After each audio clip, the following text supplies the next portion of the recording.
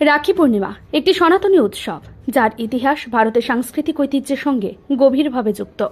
প্রাচীন কাহিনীতে দেখা যায় রাখি শুধুমাত্র ভাই বোনের সম্পর্কের মধ্যেই সীমাবদ্ধ নয়, এটি বিশ্বাস, সুরক্ষা ও ভ্রাতৃত্ববোধের প্রতীক। মধ্যযুগে রাজপুত রানীরা শত্রু রাজাদের কাছেও রাখি পাঠিয়ে শান্তি ও সুরক্ষার আবেদন জানাতেন। সময়ের সাথে সাথে এই উৎসব পারিবারিক সীমানা পেরিয়ে সামাজিক সম্প্রীতির এক অনন্য দৃষ্টান্তে পরিণত হয়েছে। আজকের যুগে রাখির গুরুত্ব কেবল আচারই নয়, বরং সামাজিক বন্ধনকে শক্তিশালী করাতেও। ধর্ম, বর্ণ, ভাষা নির্বিশেষে এই উৎসব মানুষের মধ্যে ভালোবাসা, শ্রদ্ধা ও ঐক্যের বার্তা ছড়ায়। দ্রুত পরিবর্তনশীল আধুনিক জীবনে যেখানে সম্পর্কগুলো প্রায়ই ভার্চুয়াল হয়ে যাচ্ছে, রাখি পূর্ণিমা মানুষকে আবার সরাসরি আবেগের বন্ধনে ফিরিয়ে আনে। এই প্রেক্ষাপটে প্রতি বছরের মতো এবারও নবদিগন্ত সামাজিক সংস্থার উদ্যোগে পালিত হলো তাদের 22তম রাখি বন্ধন উৎসব। অনুষ্ঠানস্থল ছিল যেন রঙিন দাগায় বাঁধা এক মিলন মেলা।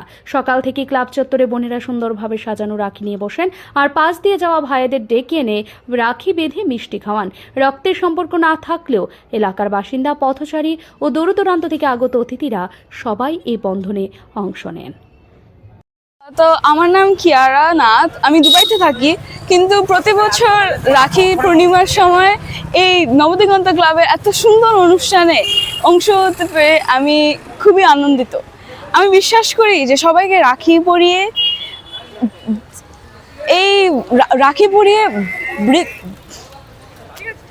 তো সবাইকে রাখি পরিয়ে এই আমাদের সমাজে ভালোবাসা এবং এই ভাই বোনের সম্পর্কটা রাখে এবং আমাদের মাঝে দূরত্ব ও মনোমালিন্যতা কমিয়ে দেয়। তো এই অনুষ্ঠানে আমি খুব খুশি যে আমি এখানে আছি। নমস্কার। অনুষ্ঠানে অন্যতম বৈশিষ্ট্য ছিল ধর্মীয় সম্প্রীতি। হিন্দু, মুসলিম, খ্রিস্টান সব সম্প্রদায়ের মানুষ এক সারিতে বসে এই উৎসব পালন করেন। সংস্থার সভাপতি জানান, এটি আমাদের 22তম বছর আর এটি নিঃসন্দেহে আনন্দের বিষয় যে আমরা এত বছর ধরে একই আন্তরিকতায় রাখি পূর্ণিমা পালন করে আসছি।